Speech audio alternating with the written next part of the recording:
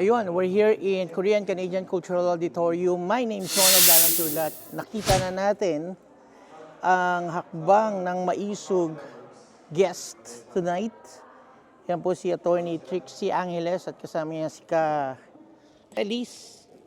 Mula noon hanggang ngayon, Duterte tayo. Kaya naman yan, excited ako at kinakabahan ng konti dahil isa sa mga pet malu.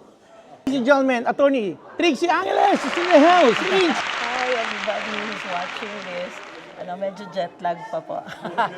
But the welcome here has been amazing. Filipinos here are always, as anywhere, warm and very, how do you call this? Very welcoming. So it's parang bakasyon. It's like I'm on vacation. Everybody here has been so nice to all of us. So sana magkita-kita din po tayong lahat. Attorney Trixie, parang kailan lang, 6 na taon nakakalipas o 5 taon. Sa Facebook, sa YouTube lang namin kayo nakikita. Pero ngayon ito nahawakan na po. Kadikit pa!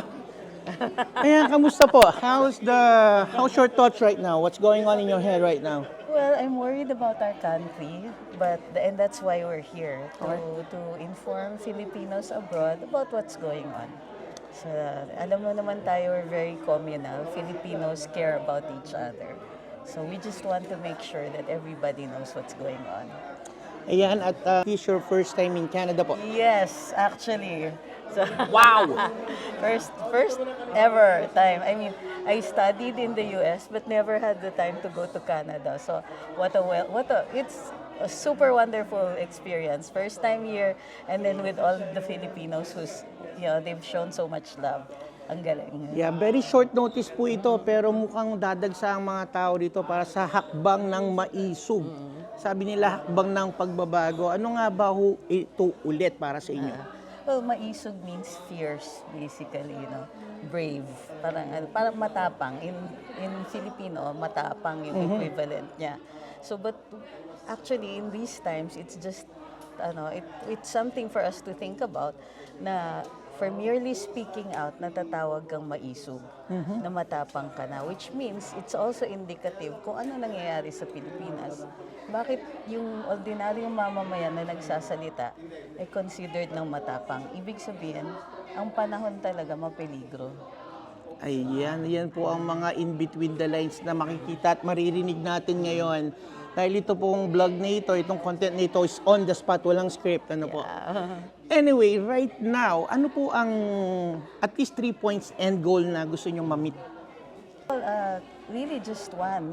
We're here to inform people and to create the connections. Create the connections. Yes. To link us back to the roots. We're reaching out to those who are abroad because nobody ever really stops being Filipino. So, it's both a cultural experience as well as an informative one. So it's not just us delivering information. It's us also finding out how everything is going here, how Filipinos are doing here, and how they can still continue to link up and help out the motherland. Ayan, connect and engage with cultural purposes. Marating natin ulit yung ating espiritu ng pagkakaisa dito sa Canada ng mga Pilipino. Yes. All the way from the Philippines, Attorney Trixie Angeles, may mga cases ba tayo ngayon na hina-handle ngayon so far? O bakasyon muna sa part na yun? Bakasyon ngayon. Bakasyon muna! Vlogging mostly. Pero ito, at least may content kami kasi suddenly, all of these wonderful people. Yeah.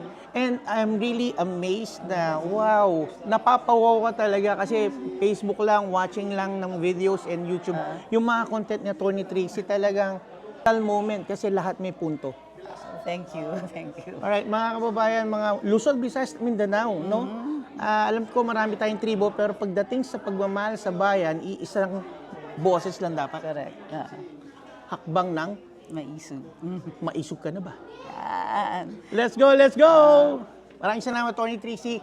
Isang high five dyan. At again, guys, sa mga mag-follow lang kayo. Pag ayaw nyo, okay lang din naman yun. Pero i-follow nyo, Attorney. At sa Luminous po, by Trixie Cruz Angeles and Amin Paglinawan. Facebook, And Instagram, YouTube, TikTok. and TikTok. Maraming salamat, guys. Peace out.